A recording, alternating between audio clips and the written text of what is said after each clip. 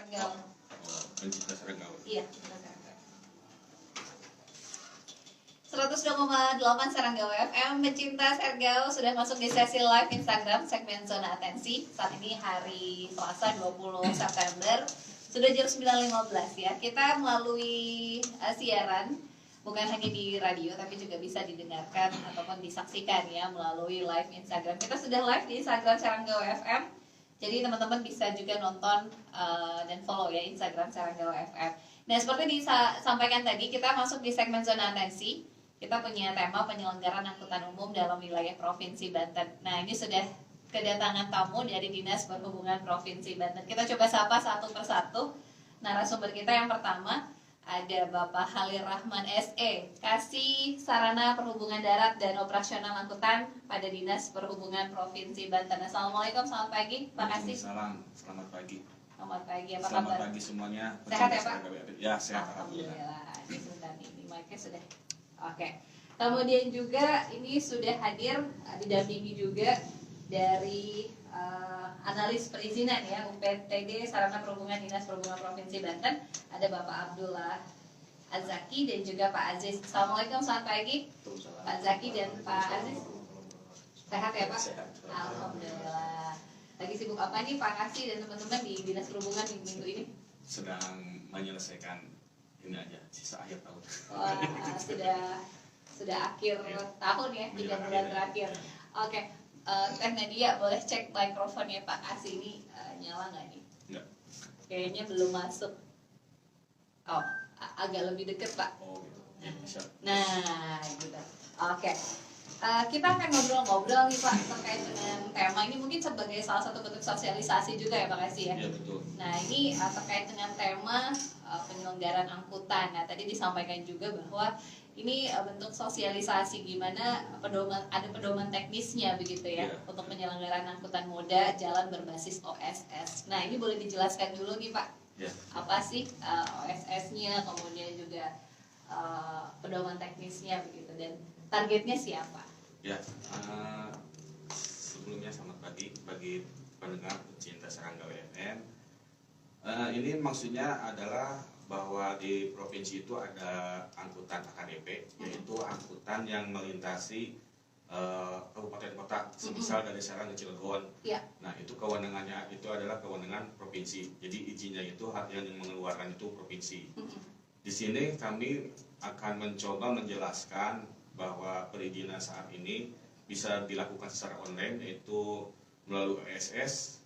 Mungkin nanti saya akan urutkan dulu apa aja yang ada di angkutan itu. Jadi angkutan orang itu ada yang istilahnya angkutan dalam trayek yang meliputi angkutan batas negara, angkutan akap antar kota antar provinsi, angkutan kota dalam provinsi yang tadi saya sebutkan itu yang melintas kabupaten kota, angkutan perkotaan yang kewenangannya hanya di kota aja, misalkan di subkota Serang aja gitu. Kewenangannya itu angkutan perkotaan, yang di dalam juga ada angkutan perdesaan. Kemudian angkutan yang tidak dalam trayek meliputi angkutan taksi, angkutan tujuan tertentu, angkutan pariwisata, dan angkutan kawasan tertentu. Mungkin ini karena kota Serang itu masih baru ya, ada pelimpahan yang tadinya kewenangan kabupaten, sekarang istilahnya di handle sama kota Serang, sehingga angkutan yang tadinya cuma satu wilayah Kabupaten Serang menjadi statusnya AKDP karena melintasi Kabupaten Serang ke kota Serang. Nah, itu kewenangannya provinsi. Nah, untuk itu maka yang semacam jurusan trayek misalkan yang Ciomas Pasarau itu kan dari kabupaten melintas ke kota Serang, ya. Itu masuk kategori AKDP.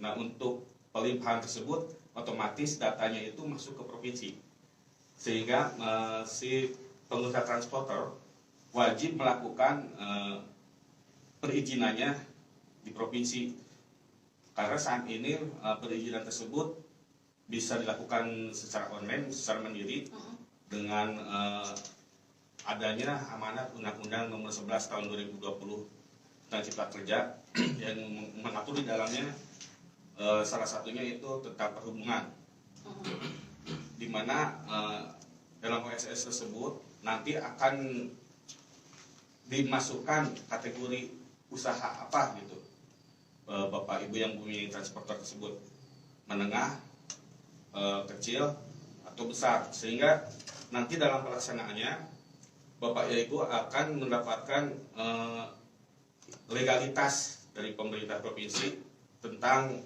pengoperasian angkutan AKDP tersebut. Mungkin nanti tahapan-tahapannya akan dijelaskan sama rekan kami, Pak Jaki, tata cara untuk pertama kali atau syarat-syarat untuk melakukan perizinan AKDP tersebut. Nah ini syarat-syaratnya begitu ya. Tadi kalau sudah dijelaskan oleh Pak Kasih, ini sebagai bentuk penyederhanaan izin berusaha ya terhadap perizinan angkutan orang dengan moda jalan. Kemudian juga ini bisa tersedianya layanan angkutan orang dalam trayek dan tidak dalam trayek untuk memenuhi kebutuhan pergerakan begitu. Nah ini Pak Zaki boleh dong disampaikan apa sih detailnya begitu ya, syaratnya. Boleh Pak dipakai headsetnya mungkin biar terdengar. Yang penting pertama-tama yang kita harus punya itu, yang pertama harus punya EKTP sama NPWP dulu. Wajib ya, masa nggak punya EKTP? Ya. Sama email ya. Terus setelah itu kita masuk ke situsnya oss.go.id. Kalau kita memang belum punya akun, kita bisa mendaftar dulu. Ya, mendaftar, terus kita bisa pilih skala usahanya, UMKM atau UMKM menengah atau terus di situ kita juga bisa isi data pemilihan bidang usaha KPLI. Iya, kita kalau di import kita masuk 49412 dan kota dalam provinsi, bukan bus pertanyaan. Dan selain itu kita isi ada beberapa kolom yang kita harus isi, misalnya jenis usahanya apa. Setelah itu nanti ada pemberitahuan lewat email masuk dan email yang Jadi akan ada notifikasinya ya. Kalau sudah berhasil begitu nanti akan ada email masuk begitu. Jadi nggak ribet ya Pak, bisa lewat online ya sekarang ya. Tutorialnya kalau misalnya ada yang kita belum paham itu ada di situ. Apa nih yang belum lengkap gitu ya? Tutorialnya setelah kita ini terus setelah ini apa gitu ya. langkah-langkahnya. Jadi memudahkan juga kalau misalkan bingung, ini ada dibaca saja dulu tutorialnya gitu ya, dilihat dulu gitu. Ada lagi Pak Zaki? Mungkin ini saya tambahan aja. Jadi di OSS itu ada persyaratan sebetulnya yang tadi disebutkan Pak Jaki, ada persyaratan yang di produknya produk pemerintah pusat ya. Jadi di OSS itu memang agak memberatkan pemilik kendaraan. Salah satunya itu saya sebutkan memiliki paling sedikit 5 kendaraan yang dibuktikan dengan salinan STNK. Untuk kendaraan baru bukti lulus uji berkala dan foto kendaraan. Kedua, memiliki atau menguasai tempat penyimpanan, ini semacam pool atau garasi ya. Jadi ketiga, memiliki atau bekerjasama dengan pihak lain yang mampu menyediakan pemeliharaan kendaraan bermotor, ya semacam ada bengkel. Jadi si pengusaha itu wajib untuk bekerjasama dengan bengkel tertentu, karena angkutan umum itu desain dengan keselamatan penumpang. Kesesuaian dengan perencanaan kebutuhan kendaraan, ini kuota ini yang disesuaikan, misalkan provinsi jalur E08 ya, yang Cikande Serang itu mungkin ada kuota yang dibatasi, yang memerlukan kajian pemerintah provinsi. Jadi itu sudah ditetapkan sama kebijakan provinsi. Jadi yang kelima, penyusunan rencana bisnis plan perusahaan angkutan umum, memenuhi standar pelayanan minimal angkutan orang dalam trayek. Yang ketujuhnya, menyiapkan dokumen sistem manajemen keselamatan. Yang kedelapan, menerapkan sistem perencanaan secara elektronik. Jadi kalau di OSS ini si pemilik kendaraan itu harus seperti kendaraan online. Jadi harus bisa dipesan secara Android gitu. Jadi ini memberatkan juga. Yang kesembilan, memasang alat pemantau pergerakan kendaraan secara elektronik yaitu GPS. Nah, jadi sehingga OSS ini persyaratannya itu selain yang tadi sebelum jadi yang 9 ini juga memberatkan konsumen. Jadi upaya kita dari pemerintah provinsi khususnya Dinas Perhubungan telah melakukan dekresi. Dekresi ini jadi ke-9 syarat ini dipermudah cukup dengan rekomendasi surat keterangan. Jadi bagi pencinta serangga WMN yang mempunyai kendaraan, jangan khawatir, pemerintah provinsi akan membantu mempermudah dalam pengurusan perizinannya, karena jangan sampai terpaku ke pesatan OSS. Karena OSS ini selama undang-undang nomor 22 ya tahun 2020-nya ini masih ditangguhkan, kita masih bisa membantu bagi pengusaha transporter untuk melakukan perizinan itu, Bu. Oke. Jadi ini tuh dipermudah begitu ya, dideteksi juga di Provinsi Banten untuk bisa memudahkan juga untuk pelaku usaha khususnya. Nah, ini mungkin banyak yang bertanya juga nih. Ini kan sudah resmi ya untuk OSS ini diluncurkan tahun kemarin ya kalau tidak salah ya Pak Kasih ya. Betul. Di 2021 dan ini langsung dari pusat. Nah, ini untuk bisa legalitas begitu ya, perizinan berusahanya agar ada legalitasnya. Kemudian juga untuk pelaku usaha yang memulai dan menjalankan usaha dan kegiatannya. Nah, ini kalau misalkan ya Pak, ini ada beberapa nggak usah didaftarkan begitu. Ini ada sanksinya nggak sih Pak Kasih? Sebetulnya tujuannya untuk melakukan izin trayek ini adalah sebagai kontrol dari pemerintah dalam hal kelaikan kendaraan. Betul. Apabila si pengusaha transporter tidak melakukan perizinan, pemerintah tidak bisa mengkontrol kendaraan tersebut, apakah layak jalan, apakah masih layak, apakah masih aman untuk digunakan oleh konsumen. Justru untuk adanya perizinan ini kan dilakukan setahun sekali. Betul. Minimal kita mengetahui lah kondisi kendaraan itu layak atau tidaknya, sehingga penumpang yang akan menggunakan jasa tersebut merasa aman. Nah, ini kan tadi ya, karena izin berusaha ini adalah yang berbasis resiko tadi ya Pak Kasih ya. Jadi ini berusaha berdasarkan tingkat resiko kegiatan usaha. Nah, berarti pelaku usahanya ini bisa perseorangan atau badan usaha sendiri ya Pak Kasih ya? Ya, sebetulnya kalau secara wajibnya harus digiring ke badan hukum. Karena di masyarakat ini kebanyakan perorangan, kita juga masih bisa ada kelonggaran untuk membantu perorangan. Kenapa digiring ke badan hukum? Karena untuk mempermudah ini Bu, untuk mempermudah dalam hal bayar biaya pajaknya gitu. Sehingga kalau perorangan itu risikonya terlalu tinggi lah gitu. Iya. Seperti itu. Oke.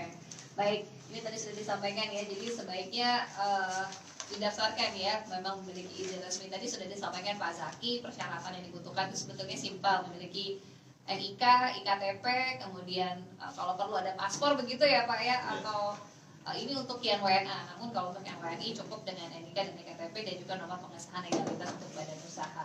Nah, saya ke Pak Aziz nih, Pak Aziz mungkin ada tambahan untuk skala usahanya sendiri nih Pak. Nah, ini skala usaha milik warga Indonesia pastinya seperti apa sih Pak? Apakah ada yang usaha kecil boleh? Apakah harus yang usaha mikro juga begitu?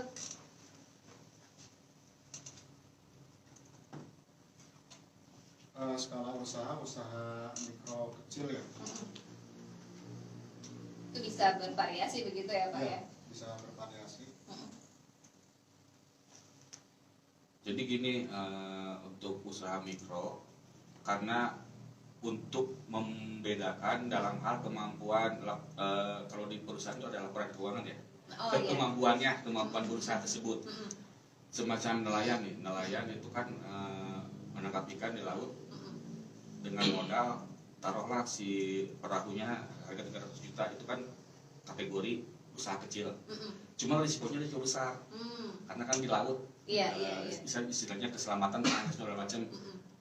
Harus digiring, ditarik ke usaha yang 1 miliar ke atas, itu kan agak menyulitkan juga sebetulnya. Jadi mungkin kalau untuk angkutan ini kategorinya usaha mikro kecil, karena digiring pelaku usahanya itu untuk berbadan usaha koperasi, minimal koperasi atau paguyuban gitu. Mungkin kalau untuk angkutan karyawan atau angkutan pariwisata itu bisa PT, itu mungkin dikategorikan 1 miliar sampai 5 miliar ke atas. Jadi yang membedakan kelas risiko itu itunya kekuatan modalnya itu. Kekuatan modalnya. Seperti itu. Oke, jadi nanti ada klasifikasinya ya, Ya. Pak Kasih ya. Jadi skala usahanya ini yang masuk ke usaha mana nih, usaha mikro kah, Ya. kemudian atau usaha kecil. Nah, ini juga bisa dilihat ya dari modal begitu ya. Ya, betul. Nah, ini kalau untuk perizinan sendiri nih, ini kan mungkin ranahnya ke teman-teman di analis perizinan ya, Pak Zaki dan juga Pak Aziz. Nah, ini seperti apa sih Pak kebanyakan masyarakat yang sudah datang begitu, atau mungkin yang sudah melakukan via online begitu? Kesulitannya di bagian apa nih, Pak Aziz, Pak Zaki? Ya, mungkin selama ini kesulitannya yang saya lihat di lapangan Bu ya, itu karena satu mungkin pengetahuan dari si pemilik angkotnya ini kadang kan berbagai latar belakang pendidikannya berbeda juga. Nah, jadi kadang ada yang nggak tahu online gitu. Oh. Jadi masih ada beberapa yang Terus sulit yang- begitu ya. Karena HP juga masih jadul Iya. ya. Sudah support. Iya, tidak support. Suruh bikin email aja, mereka bingung. Email itu apa? Iya, iya, iya, Mereka iya. masih Iya. udah pada umur-umur gitu. Itu ya kesulitan di lapangan ini ya. Mungkin bulan-bulan kemarin sih terkait persyaratan dia, tapi sekarang kan seperti yang dikatakan Pak Alif sudah dipermudah dengan bikin surat pernyataan. Kalau misalnya ada yang belum terpenuhi, sebenarnya kita bisa melewat surat pernyataan. Jadi bisa dibantu begitu ya. Iya. Tapi apakah juga dari teman-teman dinas perhubungan khususnya di perizinannya sendiri nih melakukan pembinaan atau misalkan konsultasi dibantu begitu Iya, Pak? mungkin kalau yang kita yang bantunya mungkin yang datang ke kantor Bu ya, jadi kita arahin, kita bantu online-nya. Kalau misalnya ada yang belum tahu apa, Jadi masih ada beberapa yang juga datang jadi ke kalau kantor misalnya ya kalau yang belum tahu ya jangan ragu datang aja ke kantor untuk konsultasi ya, Iya. biar nanti jelas begitu seperti apa sih tata caranya. Baik, saya ke Pak kasih lagi ke Pak Halil nih. Nah, ini kan tadi Ya. terkendala beberapa teknis begitu ya Pak. Ya. Nah, ini katakan mungkin sistem online, jadi memang ada beberapa yang kesulitan begitu tadi Ya. juga faktor-faktor lain begitu. Nah, ini seperti apa nih Pak bentuk sosialisasi kemudian bentuk bantuan begitu ya dari teman-teman dinas perhubungan untuk sistem OSS ini. Beberapa waktu yang lalu kami dari Dinas Perhubungan telah mengundang para pengusaha transporter untuk mengikuti semacam sosialisasi OSS ini, bahwa dalam pengurusan ini kebanyakan kan kendalanya di OSS-nya. Kan OSS ini kan produknya bukan produk dari provinsi tapi dari pusat nasional. Jadi semua tata cara itu sama seragam gitu. Karena kita juga melakukan keberatan dengan syarat OSS ini, kita dari provinsi sempat juga melayangkan surat ke Dinas BKPM yang di pusat untuk cabut atau memperinganlah persyaratan yang tadi kami sebutkan, supaya para pengusaha transporter itu dengan mudah dapat melakukan perizinan. Tapi ternyata sampai dengan saat ini belum ada jawaban. Kemudian kami melakukan dikresi dengan 9 persyaratan tersebut agar cukup dengan surat pernyataan bahwa sambil menunggu undang-undang Cipta Kerja ini ditetapkan final gitu. Yeah.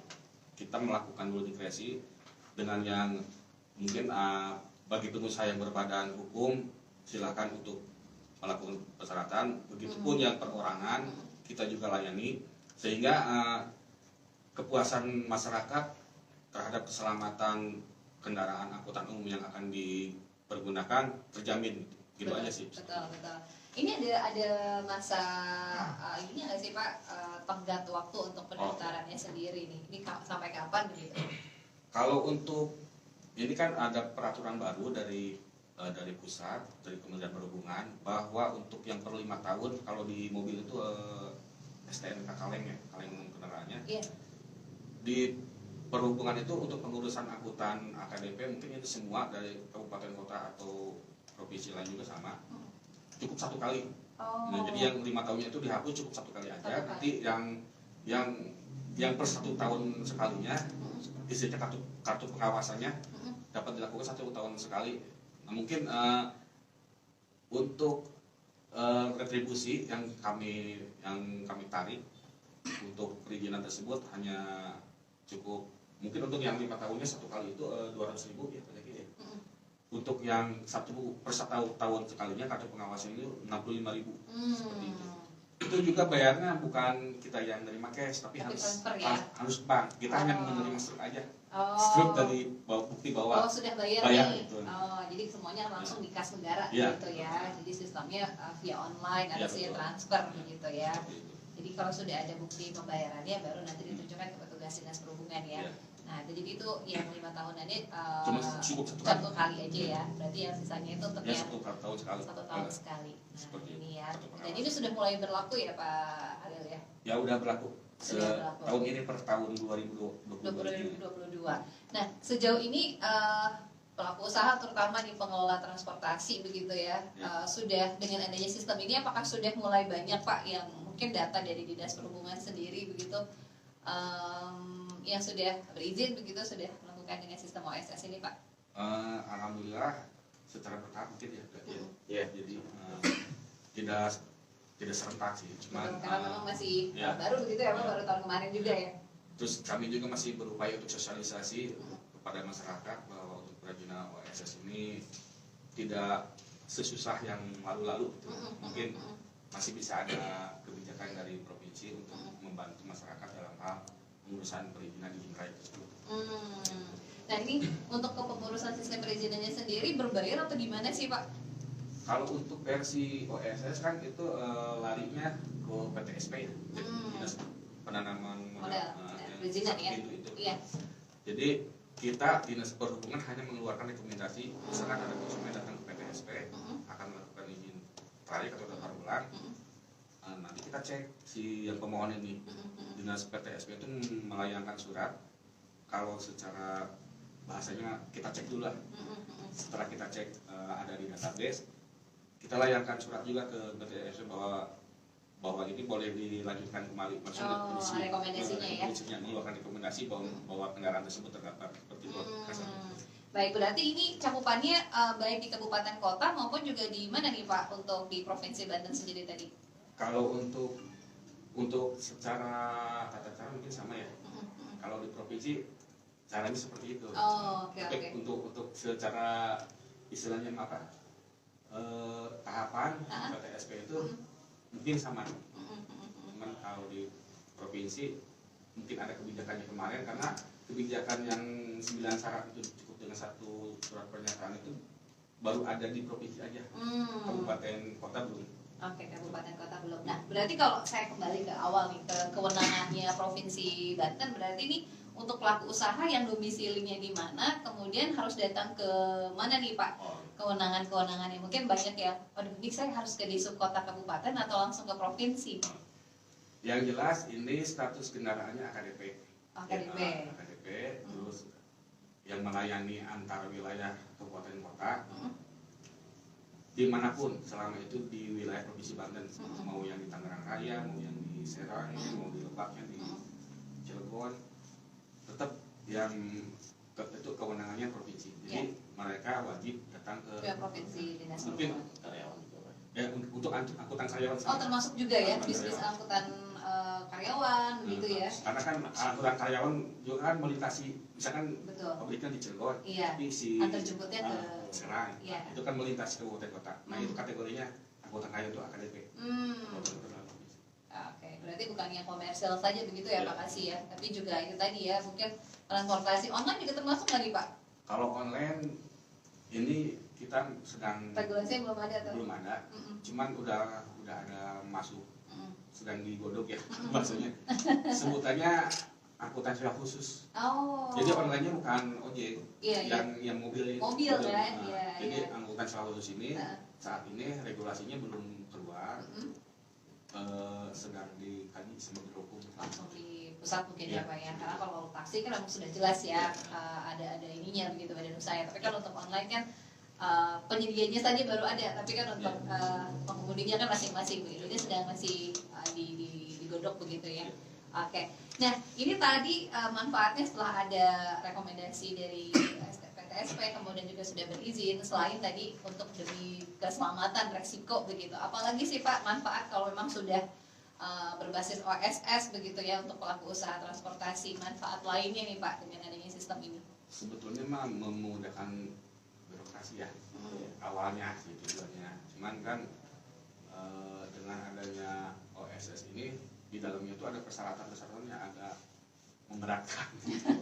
Jadi masih apa ya, trial and error mungkin ya, percobaan. Masih percobaan ya. Tapi mudah-mudahan sih lebih banyak manfaatnya nanti ya ke depannya. Terutama ini bukan hanya bagi pengguna, bukan hanya bagi penyelenggaranya saja, tapi juga untuk pengguna ya, pengguna masyarakat umum nih terutama. Nah, ini mungkin terkait dengan kegiatan usaha. Nah, ini kalau tadi sudah sedikit dibahas, ada beberapa resiko begitu ya Pak. Itu diklasifikasikan, ada mulai dari resiko rendah, resiko menengah, kemudian juga resiko menengah tinggi, ada resiko tinggi begitu ya Pak Kasih ya. Ini diklasifikasikan nih dari jenis kegiatan usaha dan juga ininya lokasi begitu ya Pak Kasih ya. Iya betul. Nah, ini juga nanti akan dilihat dari resiko tadi ya di OSS yang tadi ya Pak Kasih ya. Betul. Jadi sebetulnya di OSS itu ada yang diminta data perusahaan keuangan ya biasanya. Itu maksudnya neraca keuangannya. Berarti harus dilaporkan dengan betul begitu ya. Karena kebanyakan pengusaha itu keberatan dengan melaporkan keuangan itu, karena itu rahasia dapur perusahaan kan. Maksudnya yang tidak boleh diekspos lah gitu. Iya, iya. Tapi ini ada salah satu bentuk persyaratan juga ya Pak. Justru itu persyaratan. Nanti karena ya mungkin nanti tim penilai itu perusahaan ini dinilai bangkrut atau atau sehat gitu ya. Itu di situ gitu. Jadi, tujuannya itu maksudnya mah. Cuma kan karena kan itu kan rahasia. Betul. Rahasia perusahaan, kadang-kadang keberatan. Semacam Padahal, ini, semacam akuntan karyawan. Kita pernah sidak, mereka kami tanya kenapa izinnya nggak diperpanjang, nggak diurus. Karena itu alasannya di persyaratan OSS itu harus melampirkan laporan keuangan seperti itu. Iya. Mencantumkan modal Pak. Oke, ini ada pertanyaan, boleh saya izin baca nih Pak, karena kita live juga di Instagram, teman-teman boleh ikut gabung ya. Saya coba baca dari Iwan Abu Zafran, angkutan sewa khusus tolong diprioritaskan nih Pak, segera dibuat payung hukumnya berupa regulasi, baik itu Perda atau Pergub, agar pengemudi dan pengguna angkutan sewa khusus atau taksi online terlindungi dan aman. Nah, Pak Kasih gimana nih Pak tanggapannya? Kalau untuk taksi online ya, akuntan sewa khusus, kami itu sedang berusaha sampai dengan saat ini sedang menunggu, sebetulnya berarti udah jadi, menunggu legalitas dari pimpinan. Jadi dari kita udah lepas, dari dinas perhubungan provinsinya udah lepas, udah jadi. Sudah memberikan rekomendasi gitu ya Pak? Cuman yang tangan kan gubernur. Jadi gimana? Mudah-mudahan bisa cepat ya. Mudah-mudahan itu udah disiapkan sih, cuma tinggal nunggu itu aja, tunggu validasi tanda tangan langsung dari pemimpin daerah ya, pimpinan daerah. Mudah-mudahan ini bisa menjawab teman-teman yang sudah ikut bergabung. Nah, ini ya terkait dengan keamanan. Nah, ini terkait juga dengan berapa lama sih Pak setelah registrasi begitu ya untuk mengurus sistem OSS ini? Berapa lama sih prosesnya biasanya sampai dengan rampung? Mungkin Pak Zaki di analis perizinan ini terutama ya. Mungkin kalau setelah kita melakukan registrasi, kita bisa ngecek sendiri Bu ya. Bisa langsung ya. Bisa ngecek sendiri perizinan kita sampai mana gitu, kita bisa ngecek. Kalau di sananya sih tertulis sekitar ya 10 hari kerja lah. 10 hari kerja. Itu juga kita kalau misalnya mau cek si adminnya juga bisa di situ. Jadi kurang lebih hampir agak nyampe 2 minggu lah ya Pak Zaki ya untuk proses apa namanya tadi ya.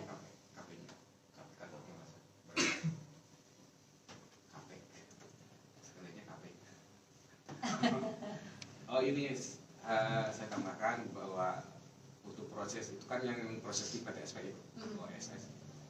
Jadi untuk yang kartu pengeluarannya itu masih manual di dinas Oh. perhubungan. Jadi itu tidak bisa ditunggu 10 menit. Oh, cepat Iya, ya, Pak ya? cepat. Kalau yang setahun sekali 10 menit, Ah. asal udah siap aja. Untuk Udah yang siap. tahun sekali ya? Persyaratannya udah siap. Ada lengkap gitu ya? Terus bukti store mungkin udah ada lah. Nanti tinggal nunggu aja. Itu nanti di print udah keluar langsung. Jadi Oh. yang untuk kartu pengawasannya yang setahun sekali itu masih manual di kita di dinas perhubungan. Itu online. Tidak membutuhkan online. Terlalu ribet lah. Jadi itu bisa langsung ke kantor ya, dinas Ya, perhubungan ya, kurang lebih 10 menit pun juga jadi Persyaratannya lengkap. lengkap lah. Jadi persyaratan lengkap itu bisa cepat prosesnya. 15 menit. 15 menit lah ya. Baik, saya ke Pak Ajis nih, Pak Ajis. Nah ini terkait dengan analis perizinan begitu ya, teman-teman di pelaku usaha terutama begitu. Banyak nggak sih Pak kalau di dinas perhubungan sendiri datanya begitu, dan memang rutin begitu ya Pak? Ya, Kalau data sih kita semua ada Bu, ya, database kita punya namanya Sipitab ya.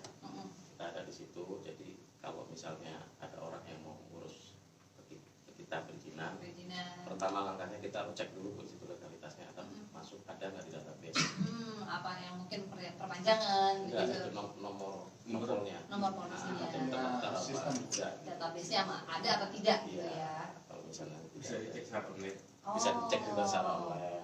Ada sistem sendiri, nanti kita bisa ngecek di situ, masukin nomor kendaraan atau nomor induk kendaraan. Itu keluar data-datanya di situ. Lengkap ya, jadi memang bisa langsung dicek karena memiliki database tadi ya, yang dimaksudkan tadi. Oke, ini mudah-mudahan juga Kalau yang memang palsu-palsu di situ pasti nggak kedetect. Tidak ada perubahan. pasti nggak akan keluar begitu ya teman. Oke, jadi akan langsung kelihatan begitu ya Pak ya. Nah ini sejauh ini memang sudah berjalan begitu ya Pak Aziz, Pak Zaki. Kalau Sipitab mah sudah lama. Semenjak UPT dia ada Sudah berjalan iya. begitu, dan kebanyakan pelaku usaha khususnya di transportasi pun juga sudah terdaftar begitu ya Pak ya. Yang perorangan maupun penanggung juga. Sudah perolehan, Datanya semua lengkap di situ. sudah lengkap. Jadi cuma tinggal ini saja ya, Proses proses perizinannya. perizinannya saja dengan menggunakan sistem OSS ini. Nah ini kan memang semuanya serba digital ya. Jadi memang mau tidak mau ya peralihan ini tadi ya, teknologi saat ini ya seperti itu. Baik, Pak Halil nih, Pak Kasih. Ya. Nah ini terakhir mungkin ya harapan begitu ya, Ya. dengan adanya sistem ini mudah-mudahan juga masyarakat khususnya para pelaku usaha nih bisa ikut serta begitu ya Pak. Ya. Nah seperti apa sih Pak harapan dan juga mungkin ke depan ada target khusus tidak Pak? Ya bagi pecinta Serangga WFM mungkin himbauan aja lah.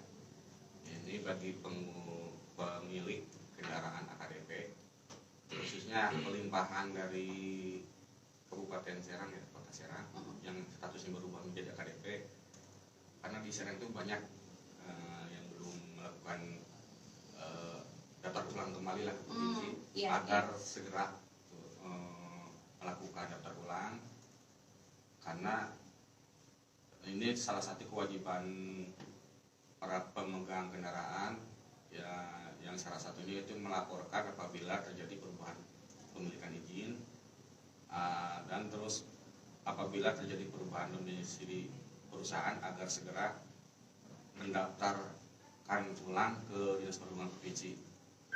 Lalu sampai dengan saat ini yang pelimpahan dari Kabupaten Kota Serang itu baru sedikit ya, jadi belum semua. Semacam yang dari Yang Tangerang juga ada. ya Ciomas, Pasarau, terus yang daerah Pantura, Kota Pantura itu belum masuk ke kita. Sementara datanya yang dari kabupaten kota udah kita serahkan, cuman isinya kan kita belum tahu masih ada atau enggak. Karena ini istilahnya mah terkait dengan penetapan kuota. Khawatirnya kuotanya banyak, ternyata mobil yang ada itu cuman ada 5 unit gitu kan. Nggak sesuai ya Pak ya? Gitu. Iya. Ini salah satu itu juga sih inspeksi dari kita, kontrol dari kita supaya kuota yang Anda lewati itu jangan sampai diseruduk sama yang ilegal gitu kan. Kita kan nggak tahu. Kasihan juga ya istilahnya ya. Seperti itu. Oke. Ya harapannya mungkin dengan adanya OSS ini dengan dipermudah ini ya masyarakat yang mempunyai AKDP agar lebih mudah dapat melakukan daftar ulang kartu penghasilan atau izin trayek untuk datang ke Dinas Perhubungan Provinsi Banten yang beralamat di KP 3B atau kartu pengawasannya bisa datang ke UPTD Prasarana Perhubungan Darat yang ada di Pakupaten Serang. Oke, yang ada di Pakupaten dekat lah ya dengan terminal ya. Ya. Oke, ini mudah-mudahan bermanfaat nih. Ada tambahan mungkin dari Pak Zaki sebagai penutup, apa pesan yang ingin disampaikan dari Pak Aziz? Mungkin bergantian, boleh Pak Zaki dulu. Mungkin selain SKJ trayek ini juga ada beberapa perizinan yang ada di UPTD perhubungan Bu ya. Di antaranya Repom Samsat dari Jensi Detil. Repom Samsat adalah Repom yang untuk kapital ke Samsat 5 tahun khusus angkutan KTP. Ya.